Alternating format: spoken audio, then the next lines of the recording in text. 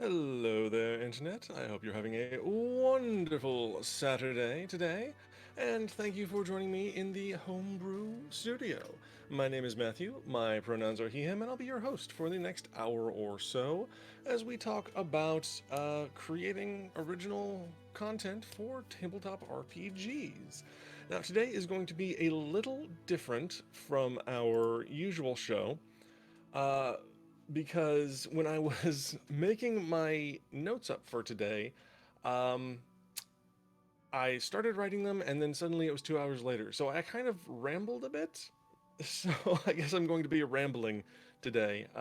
But as always, your input and suggestions and feedback are most welcome and very much appreciated. So please, if you have anything to contribute, go ahead, throw it in the chat, and we will add it to the discussion as we talk today about an element of tabletop RPGs, uh, most specifically fantasy and sci fi, those kind of genres that deal with non human player characters. And the way that tabletop RPGs go about building and creating non human races or species or folk or ancestries. I tend to prefer the word ancestries, but whatever term you use, uh, how tabletop RPGs go about building non human player characters. So, today I want to talk about rethinking races. Now, there are a lot of ideas tied up with the concept of a player character's race, or folk, or ancestry, or species in tabletop RPGs. And hello, Fluff! I'm so glad you got off work early. Thank you for joining us. We are talking about rethinking player character races today and untangling all of the ideas that are tied up with the concept of race or ancestry helps us to understand where they originate from, what misconceptions might form their basis, and how we can design better game systems to fulfill the same game function with a more active intent towards respecting the players at our table. This has become something very recently that has become sort of come to the forefront with particular tabletop RPGs that were originally written in the 1970s and are not up to modern or contemporary consciousness when it comes to dealing with racial stereotypes and presentation. So this is something we need to start thinking about, need to start incorporating into our games. And as homebrewers, as game designers, we can use homebrew to find a better way of dealing with these topics. So that's what I'm going to talk to you guys about today. And again, apologies that this is going to be a bit of a long ramble. Of course, if you have any input, feedback, suggestions, whatever, please put it forward and I will be happy to discuss it with you. So, in tabletop RPGs, typically a player character's ancestry defines their physical appearance, their physical, mental, and social attribute scores, the in-game abilities that they have access to, what creatures they can produce offspring with, some elements of their personality, their value systems, sometimes including religious beliefs, and how they are perceived by others. So, I want to walk through each of these individually and discuss them and discuss how some of them are okay, some of them are really not okay to be tied up with the concept of ancestry or race. And I actually want to start with the last one on the list here, how they are perceived by others, because this one I think is a place to start thinking about the entire topic of what should be part of a character's descriptor based on their ancestry. So, understanding the full implications of this element, of how character is perceived by others, understanding that in a metatextual sense is a good place to start untangling this idea of race in TTRPGs. There is a reason that specific stereotypes are commonly depicted across various TTRPG worlds, and it's because those stereotypes are brought into the game world by its creators. No one writing TTRPGs today invented the stereotype of elves being effete and detached, or dwarves being greedy, bearded craft workers, or orcs being angry, muscular barbarians. Those are pervasive stereotypes in our culture, stereotypes in the genre that creators have learned, internalized, and then seeded into their worlds, so that the people of those worlds share these stereotypical views of one another. And just it is vitally important for each of us in the real world to become conscious of the stereotypes that we have internalized and the prejudices that result from them. We must become conscious of those same stereotypes and prejudices when they appear in our media and do our best to erase them.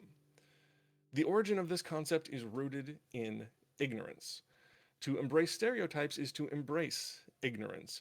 We use stereotypes as a way to conceptualize people who are different from us in some manner, people who are not us, in air quotes, that colonialist, that tribal mentality of there is us and there is everyone else. Anyone who is part of the everyone else group, stereotypes allow us to describe them in a very lazy, shorthand kind of way. If we make the effort to educate ourselves fully, then stereotypes become irrelevant. Thus, seeding stereotypes as the norm in your world inherently establishes that ignorance is the norm in your world. And that's really not acceptable. You want to present a world where people are educated about one another because that's the way we want the world to be. That's the way we want people to treat one another. It's a little idealistic, but a little idealism is good. Present the world the way you wish the world actually was. So let's just go ahead and strike that one off our list right away. So if we're moving on to talking about the way a player character's race or folk or ancestry should define them, we're just going to go ahead and strike how they're perceived by others off the list. That should not be a consideration when it comes to the player character's race. So let's go back up to the top of the list and work our way down. Their physical appearance. I say yes and no on this one. Members of a species typically share certain defining features. However, there is also incredible physical diversity within each species. Just looking at humans alone, we all share mammalian traits such as soft skin and body hair. We have a shared facial structure that we recognize as human, and simultaneously we can perceive even minute differences in face from person to person. Humans vary in height, in weight, shape, proportion, skin tone, eye color, hair color, ability, and musculature, among many other variables in our physical appearance, and yet we are all part of the same race. We're all part of the same species. These variations and more are common in other forms of animal that we observe in our world. In some species, individuals with a female genotype look markedly different from those with a male genotype. If you look at a lot of species of birds, this is very common. And all of this is to say that while a player character's race or ancestry should have some influence on their appearance, introducing traits that create a sense of uniqueness, good, there should remain room for broad variation within each ancestry.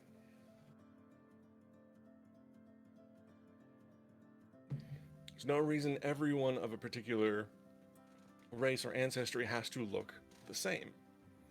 So, how does that change our list? Well, we're going to leave that first item on the list, but we're going to update it. We're going to refine it a little bit and say that a player character's ancestry should define a unique element of their physical appearance. Not their physical appearance in its totality, but something unique that marks them as a member of this particular ancestry. Let's move on to the second item on our list, their physical, mental, and social attribute scores. Just no. A lot of people have said this, and I'm completely on board with them. No, this is not something that needs to be tied to a person's ancestry. A person's strength, intelligence, or social ability is not solely a product of their bloodline. While genetics play a factor in some of our inclinations, they must be weighed against a person's lifestyle and experiences to determine their strengths and weaknesses. Say, for example, you have a gnome who grew up among lumberjacks they will probably be a lot better at strength-based tasks than intelligence-based ones. Conversely, a Goliath, who was born into the social elite and grew up at court, they will likely be far more adept with charisma-based skills than feats of strength. It's a matter of how they were raised, the kind of social strata or community that they were raised in is going to, as well as what they had a passion for, what they chose to pursue in their life, the activities that they embraced. That's going to determine more of what attributes they are stronger or weaker in than simply, what race or species they are part of. So just go ahead and strike the second one off the list entirely. Number three, the in-game abilities that they have access to. Again, this is a yes and no. If the ability in question is something inborn to all members of that particular species, then yes. If, say, for example, a particular species only needs 4 hours of sleep a day, that's perfectly acceptable because that's based on their unique physiological needs. A winged species being capable of flight is another example. They have the physiological capability, therefore they have that special ability in game. Hello, Amon Doctor! Welcome and thank you for joining us today as we are talking about rethinking player character races and the way that they are built and what goes into them in tabletop RPGs. We're very glad to have you here today. Similarly, abilities that are tied to inborn magical talent, if you're in a setting that has magic, or psionics also, if you're in certain realms of fantasy or sci-fi, those are acceptable because they are instilled rather by the larger powers of the setting. They're not something an individual would only gain through a specific path of life experience. So, going back to our list here of things that a player character's race, folk, or ancestry or species should define about them, we have a unique element of their physical appearance, and number three, we're going to alter it again slightly to say the in-game abilities they have access to by virtue of birth. Things that all members of a particular race or species are born just having as part of their nature. Not something that they have because it's expected they will undergo certain life experiences because they are part of that race or ancestry. So let's move on then to number four. What creatures they can produce offspring with. And to this one, I just say, sure. This is really at the discretion of whoever is doing the world building. You just have to be consistent about it. I don't think this one is really that big of a deal or all that contentious. So we're going to go ahead and just leave it on the list. So our list is now like this. We've got three elements that look good and a couple more to review, which I'm actually going to combine together because I can address them both at the same time. Some elements of their personality and their value system, sometimes including religion. No. This is another just hard no. Each individual person is capable of forming a fully unique personality, shaped not just by their genetic predispositions, but more importantly by their life experiences, both positive experiences and negative experiences. That's what makes us who we are. That's what makes each of us a unique individual. No one is born rebellious. No one is born with a chaotic alignment, if we want to use that game term.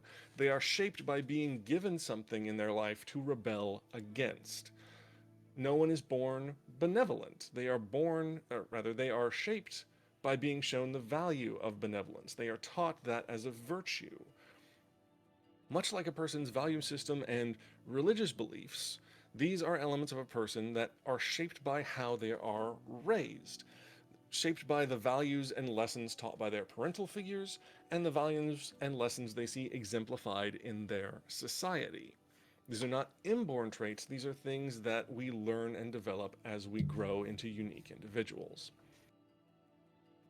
So here's what our final breakdown looks like of things that should define a player character's ancestry, is that we've crossed off most of it, and if I clean it up a little bit, it looks like this.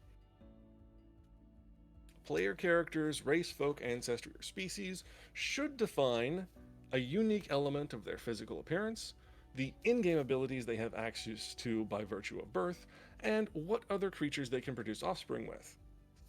And that's it. We've cut off more than half the list. We started at 7 and we're now down to 3 things that should be defined by a player character's ancestry. So that's it. There's really all there is to it. But wait, what about all this other stuff that we cut out? The physical, mental, and social attributes, elements of their personality, their value systems, religious beliefs, and how they perceived of others. If these elements are no longer tied into player character ancestry, how can we determine them? And the simple answer to that is we bring them into other elements of the character creation process. We build out the process of building a player character's background. We establish their attribute scores based on activities they would have spent most of their time practicing. We establish important life events and relationships that would shape their attitudes and personalities, as well as how they, as an individual, are perceived by those around them. And we root their values and religious beliefs in those of an in-game nation or sect or community. We ask how the player character exemplifies that society's values and how they defy those values as well. And that's how we build this full picture of a character using all of these elements from this very original list, except we're no longer tying all of them into the character's ancestry. And this is going to allow us to be much more respectful and much more open, and also build much more diverse worlds. We're not going to have worlds where every half orc you see walking across the street is this big, bulky, muscular brute. They can be, of any disposition, any body type, any experience realm, or what have you. Same way with dwarves. You're not going to see every dwarf being a stocky, short person with a very long beard. Give them variety, give them diversity, build out a larger, more complex world. And so we're really fulfilling multiple good functions at once. And that's always great. So, that took about 20 minutes. So let's talk about, oh my goodness. Sorry, I forgot I can't click onto there while I'm holding down my push to talk button.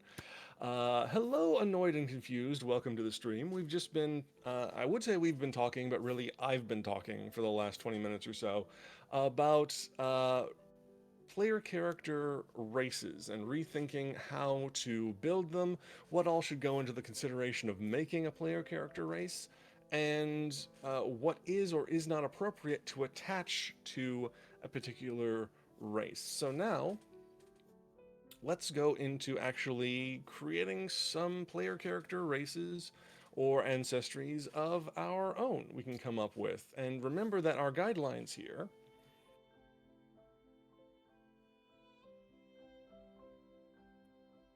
the only thing we need to worry about building into our player character ancestry is a unique element of their physical appearance, or elements, there can be multiple, the in-game abilities they have have access to by virtue of their birth, and what other creatures. The third one we can kind of skip if we don't want to worry about it too much. It's more of a larger global concern. What other creatures they can produce offspring with. My general opinion is all humanoids can procreate together. Why not? I don't get too persnickety about it. Drothar Warrior, welcome to the stream. Not in particular, not any particular system. I'm trying to keep this generally system agnostic and just talk about broader views. We could go into a specific system if people want to. Your friend would be disappointed if you don't suggest an exoskeleton. Exoskeletons are fun. Everyone loves a good bug person, or at least I do. I can't speak for everyone. I shouldn't speak for everyone. I do love a good bug person.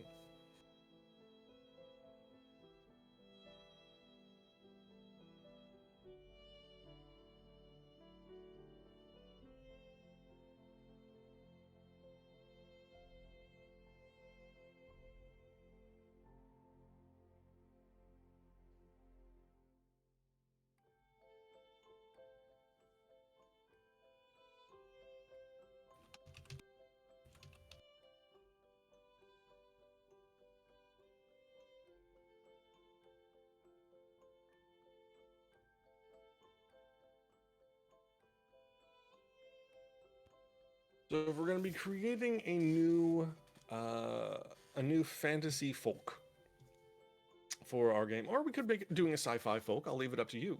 Is this going to be for a fantasy setting or a sci-fi setting? If there are other genres that deal in non-human characters, please point them out to me. Those are really the only two I can think of off the top of my head.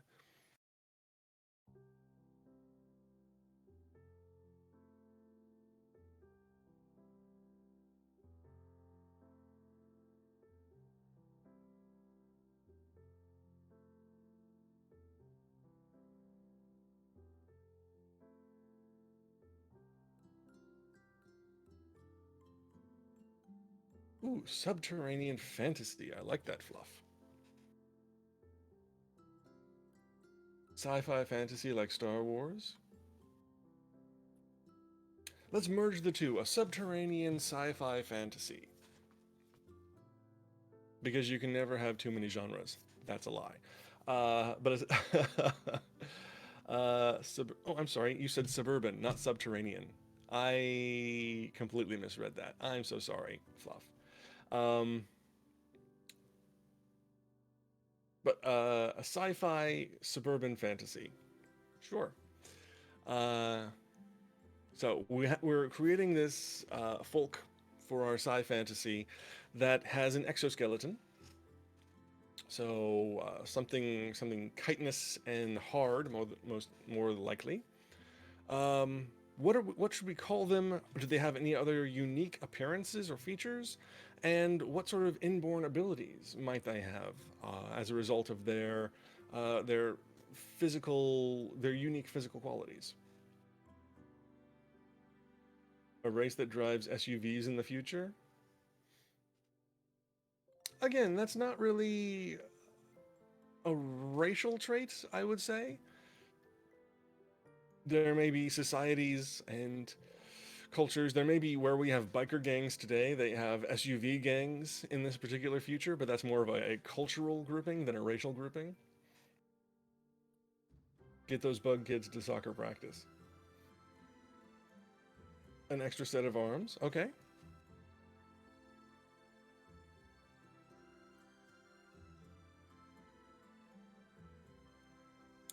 So we've got an exoskeleton and 4 arms. Oh, suburb. I get it. I get it now, Drother Warrior. Thank you for explaining to me. It went completely over my head.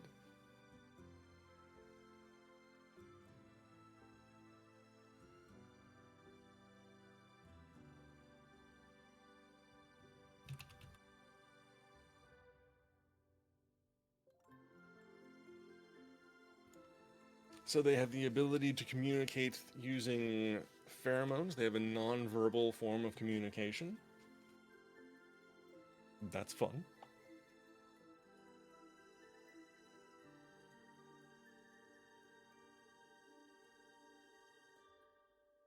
What other abilities do we think they might have, and what would we call them? What would be the name of their of this particular folk?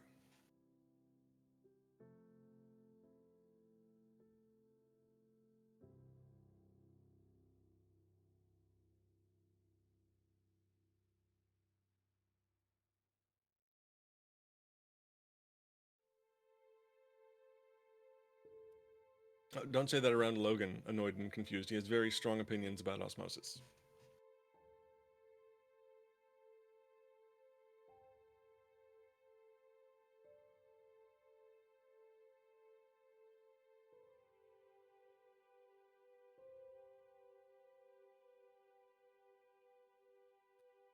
The Braccanal, I like it.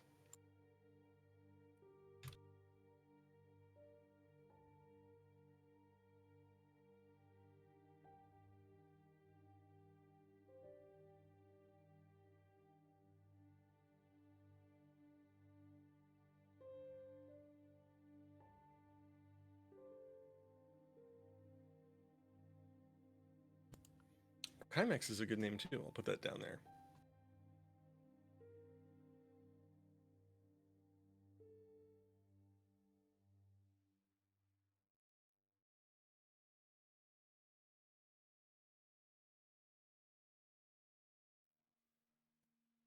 Because these sound like they're very insect based, I'm also going to add uh, another trait. It's not an appearance trait necessarily. Um, so I guess I'll put it under abilities.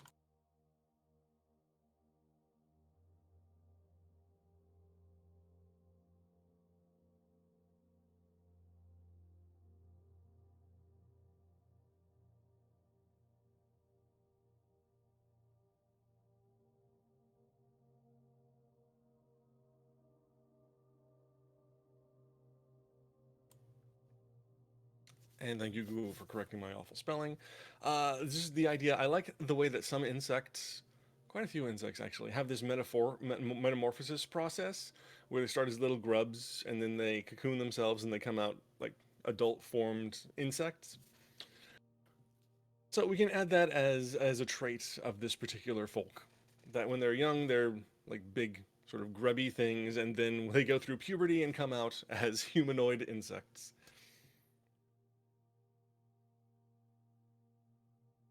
Colton, hello! Thank you for joining us today. It's good to see you.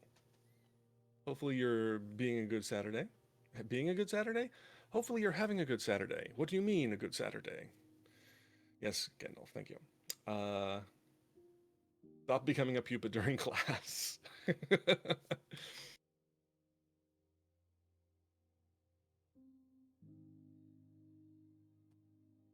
I can't come to school today. I'm wrapping myself in a cocoon.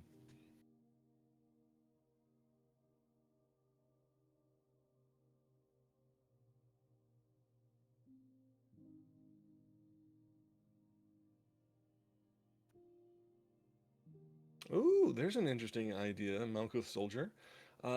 Wings, but as they age, they gain armor instead.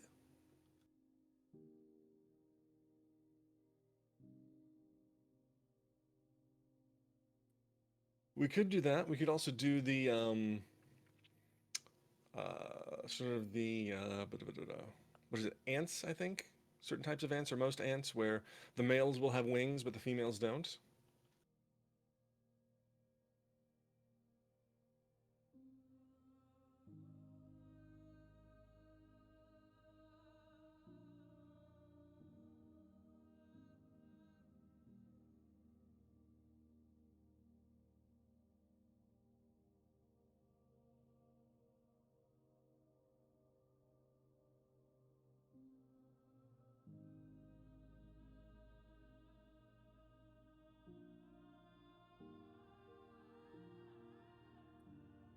Good to know, Colton.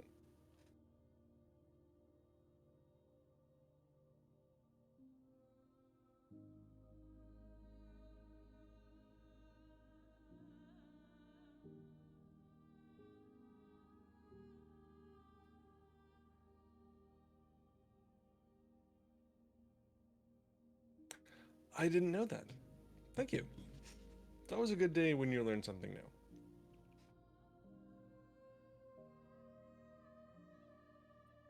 Frosty!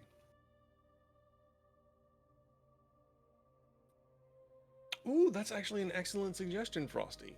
Having a list of different inborn abilities that players can choose from, adding customizability, and sorry, that word is very long and confused my brain for a moment. And uniqueness lessens the all members of this race are born with the same traits thing. I like that a lot. Do like that a lot, and that's something I actually started working on a original setting for D&D 5e a while ago. Never finished it. I might go back to it someday. But I had that same sort of idea that when you were picking your ancestry, you didn't just get all of this list of different traits. There was a list, and you got to pick two of them.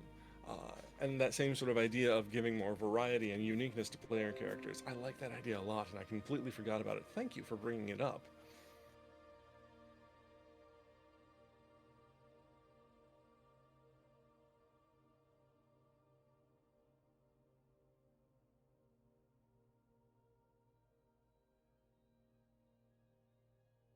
Yes, Drethar, we are being very general with sort of the shape of this. But we could, We could actually have like two subsets of the same species, since we have two great names we came up with, the Breckenel and the Chimex. Technically the same species, but very different physical presentation. Or we could go with this idea that that Frosty provided, that since we have this idea of metamorphosis, and that during at different points in their life they have different physical um, presentation, different physicality, we could actually say that you pick a particular age for your character, and based on what age you pick a different set of attributes. That's a very cool idea. I like that a lot.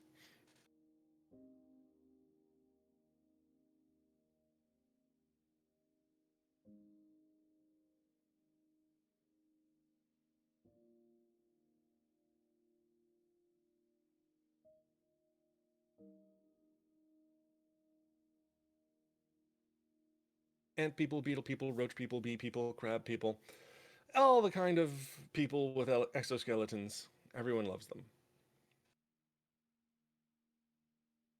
Spider people, spider people, do whatever spider people do. Bee folk would be very cute. Bees in general are very cute, so bee folk would be cute.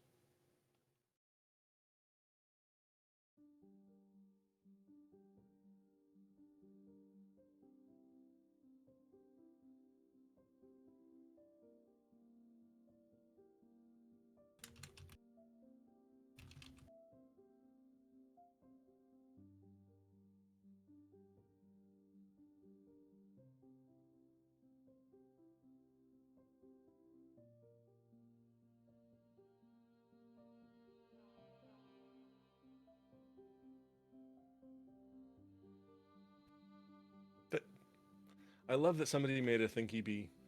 That's great.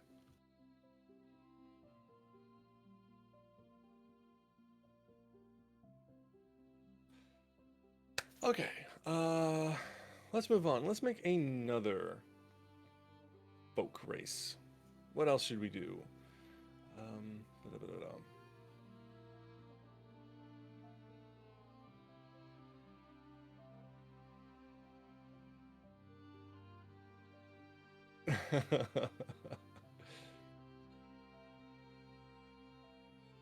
Mutations? That's an interesting idea for a game mechanic, really. Not really that you have a mutant race, but that you have a list of mutations. There's actually Apocalypse World does that. Now that I'm thinking about it, Apocalypse World, which is Powered by the Apocalypse game. I think it was the first one, which is where Powered by the Apocalypse gets its name. But Apocalypse World does have a system where, because it's a post-apocalypse, like a post-nuclear atomic apocalypse, and there's all sort of strange radiations, and sometimes people just have mutations. So there's a table you roll on, and your character gets mutated and can do cool stuff. That's a great idea for a game mechanic. Sentient air particles. Okay, I'm down. What would their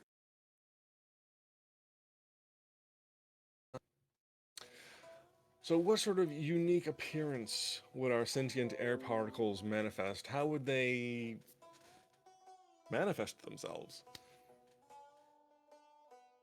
Oh, it's true. Paranoia does have that as well.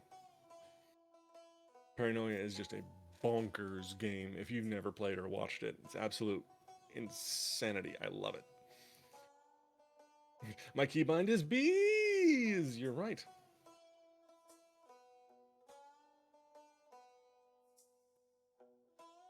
Nice, Frosty. I like that. No face, so no sort of external sensory organs, but they have an infrared vision sense and telepathy. That's really cool.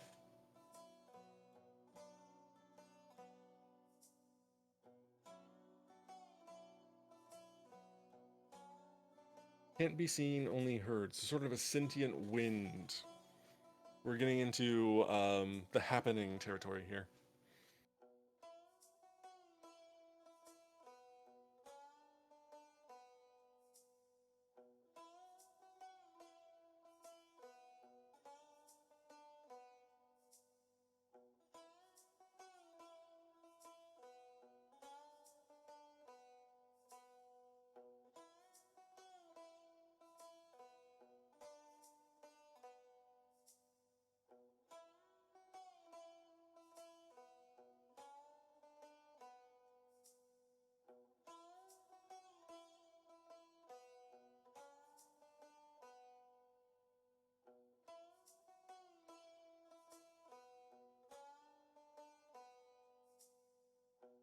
Interesting, Malco Soldier. I'm still working my way through the Ichi bundle. It's so big, but I will make a note to go find God Eater and take a look at it. Um, all races are human, but it covers every race like Minotaur and Elves and so on. Does not mention some may prefer. Does mention some may still prefer the more defined labels.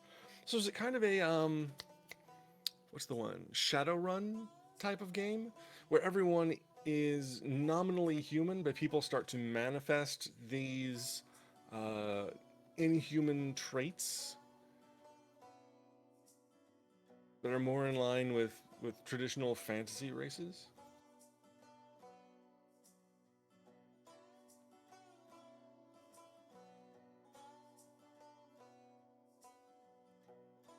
Ooh, that is an interesting idea, Drathor Warrior. So we're getting into sort of an underwater type setting. And there are these sentient bubbles. I like that, actually. I like that a lot. That's fun.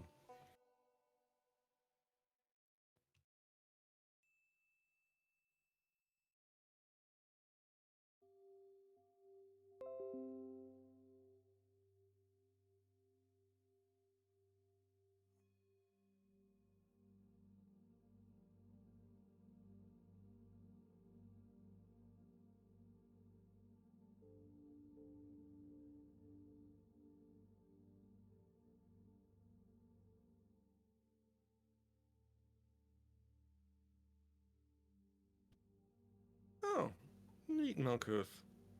Yeah, I will have to find that one in the bundle and take a look at it. All right, have a good dinner, Colton.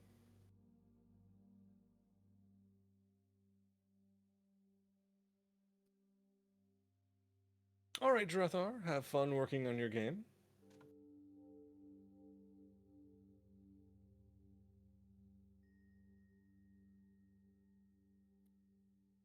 So we have a something of an underwater setting, and there are sentient air bubbles in our setting uh, that can float around and move underwater, but fear the surface because if they ever broach it, they would just dissipate into the atmosphere above.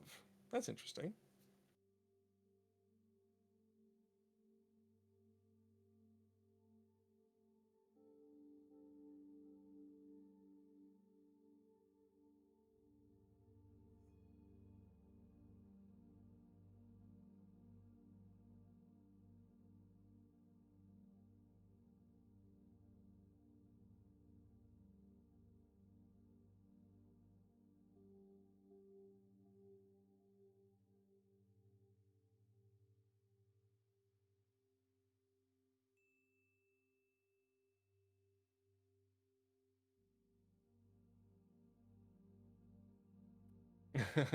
I see. Yes, I will be your background noise. Not a phrase I ever thought I'd say, but here we are. Inborn abilities. Yeah, I kind of like the idea that they can sort of jet themselves through the water.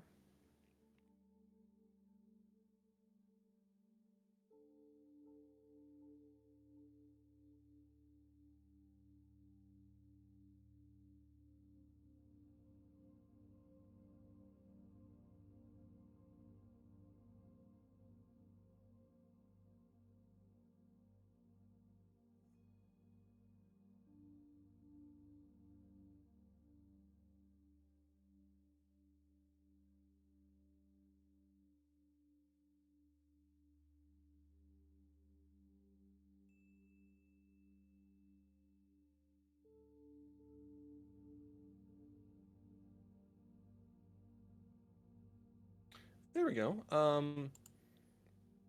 Fluff. I was kind of thinking, if they have a certain mass, they can expend it to use, certain abilities, but then they have to go basically feed themselves. They have to eat at one of the like an underwater gas geyser or something to fill their mass back up.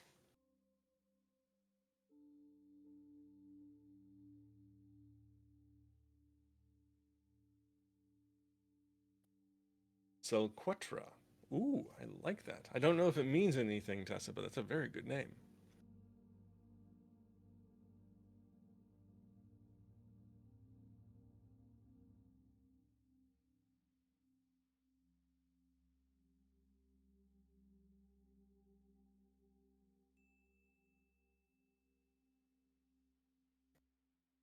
I see.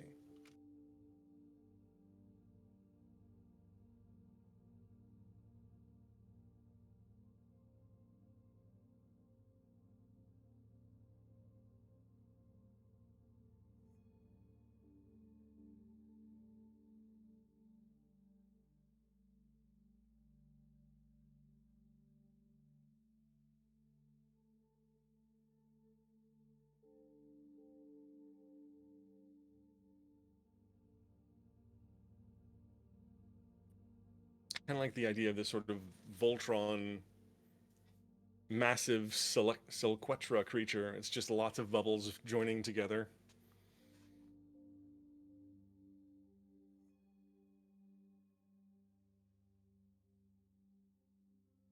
Kind of like I don't know if any of you have watched Kipo and the Age of Wonder Beasts. I just saw the episode with the monster that's made up of little tardigrades, little water tardigrades, all coming together and forming one massive creature.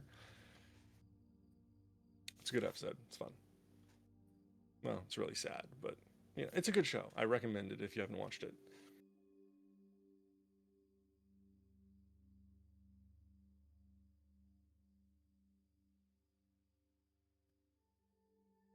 They could be some form of hive mind, or they could be individuals.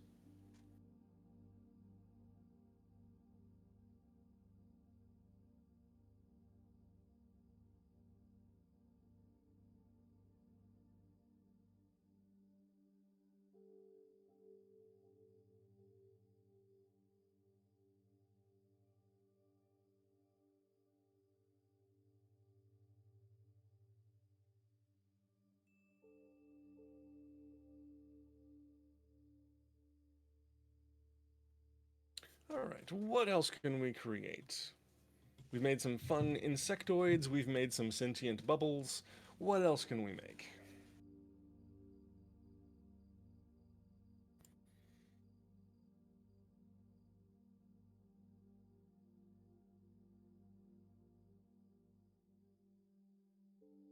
Okay, Frosty, thanks for coming. It's been great having you here.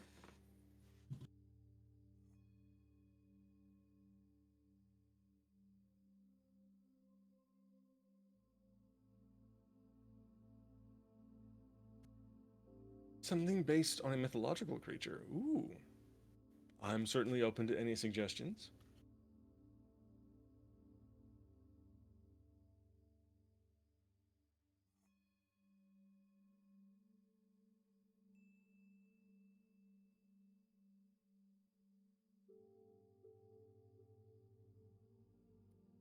Sentient stars. But they'd be so lonely. A sphinx, you say? Ooh, that's a good suggestion.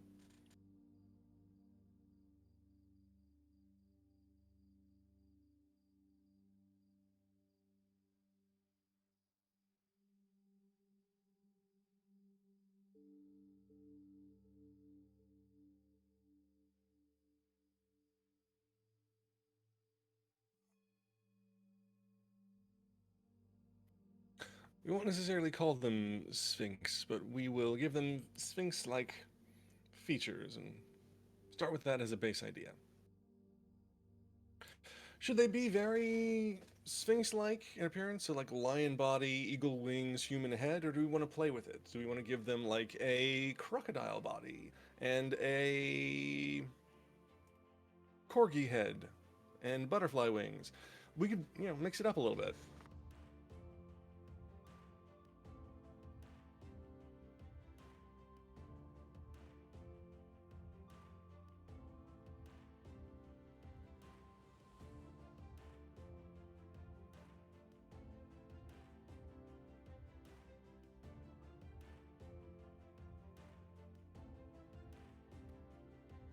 Beware, beware, my son, the crocodile.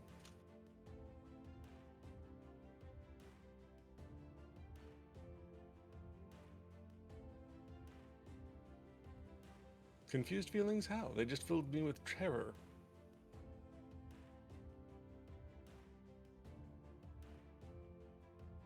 Make it a choice like with the bugs? That's a good idea.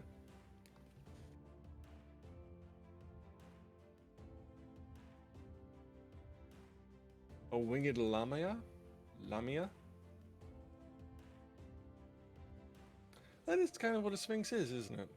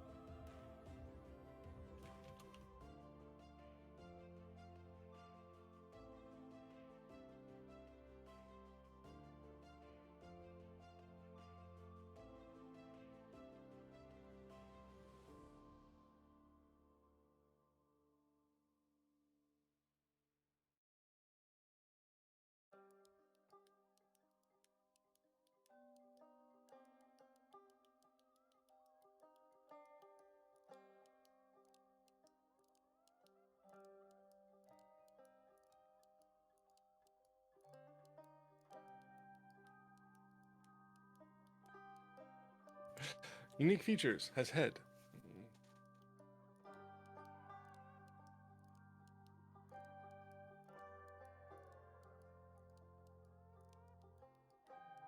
We're not using any particular system, Soulfree Wolf. We are just spitballing ideas that are system agnostic that you could take and build into whatever TTRPG system you prefer. Long lived? Sure.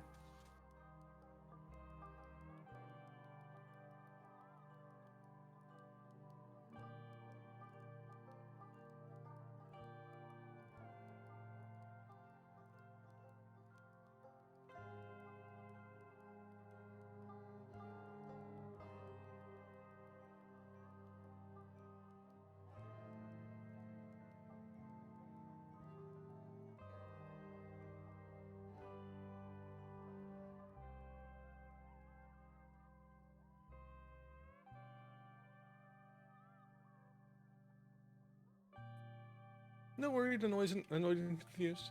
That's fine. I hope whatever you're making is tasty.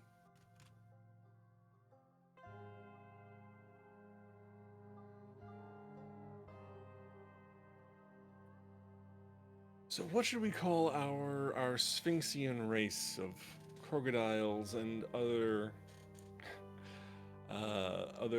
chimeric sort of creatures?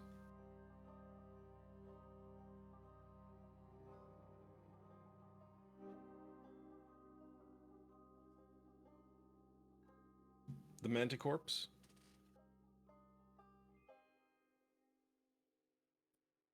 The Manticores, I guess, silent P.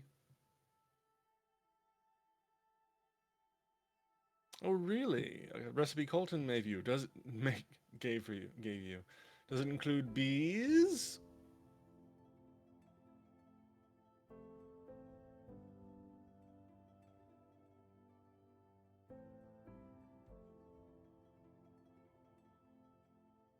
I like that. I like the Manticores. That's a fun little pun.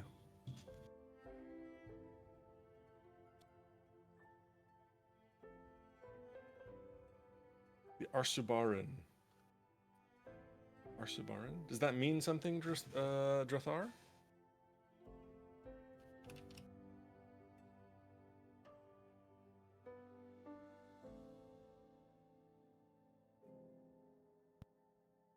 The Kaya robe?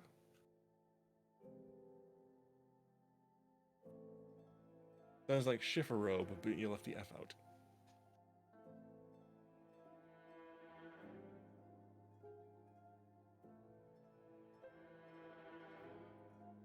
Ooh, a braised pork shoulder. Very tasty.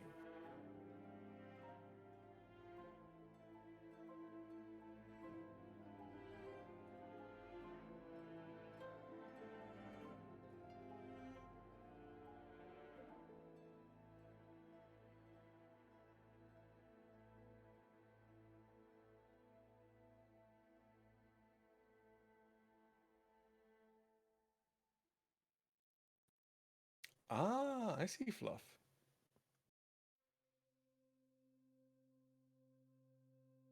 Well, yeah, that is fair, Drothar.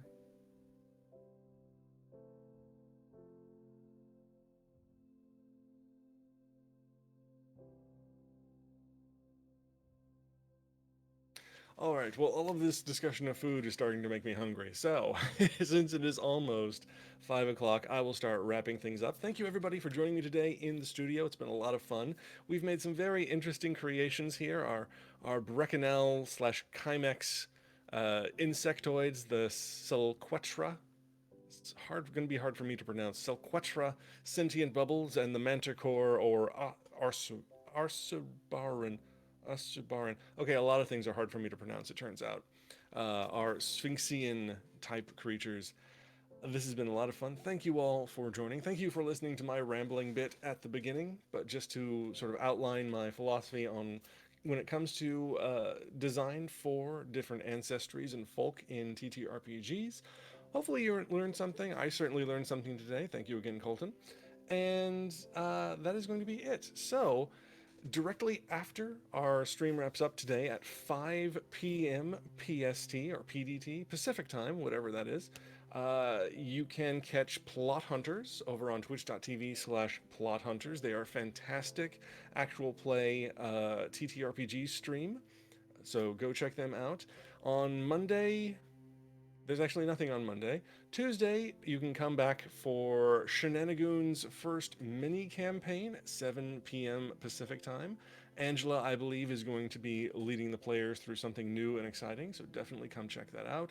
Wednesday is the Power Hour at noon, hosted by Angela, also known as the Soup Hour, depending on what you are having for lunch. Thursday, you can find me at 6 p.m. hosting No Brainer Trivia. Friday at noon will be Fireside Chad, where Chad, who's a member of our Nerdsmith community, who's a licensed mental health therapist, but not your licensed therapist, is going to be giving us some advice on dealing with some difficult uh, personal issues or psychological issues that we might be having during quarantine and this very upsetting and troubling year that we are all working our way through one day at a time. That's noon on Friday. Friday night at 7 p.m. we have Nerdsmith Sings Its Heart Out, where we do some Twitch Sings karaoke. And then next Saturday, I will be back here. Now, I think next Saturday, I will actually be wrapping up this season of Homebrew Studio with something special. I'm not going to do a normal Homebrew Studio episode. We are actually going to do a fun little one shot in a game system I've talked about on a couple of episodes previously called Tremulous, which is a game of eldritch horror. And so I'll be taking some players through a homebrewed game that I have built in that system. So tune in. I think that's going to be next Saturday. If not, it'll be the Saturday after. I need to confirm times with players. But tune in for that. It should be an awful lot of fun, and there should be many a spoop. If you enjoy a spoop, be sure to turn in. But that's going to be it for me today. Again, my name has been Matthew. You can find me on Twitter at Matthew A. Siebert, and I mentioned the other shows you can find me on here, as well as the DM of the Land Above podcast. Go over to nerdsmith.org to check that out. But that's it for me today. So I'm going to wish you all a very safe and happy weekend and week ahead of you until we see each other again. If you're going outside, be safe, social distance, wear a mask, drink water, eat your veggies, and be good to one another and be good to yourselves. Take care, everybody.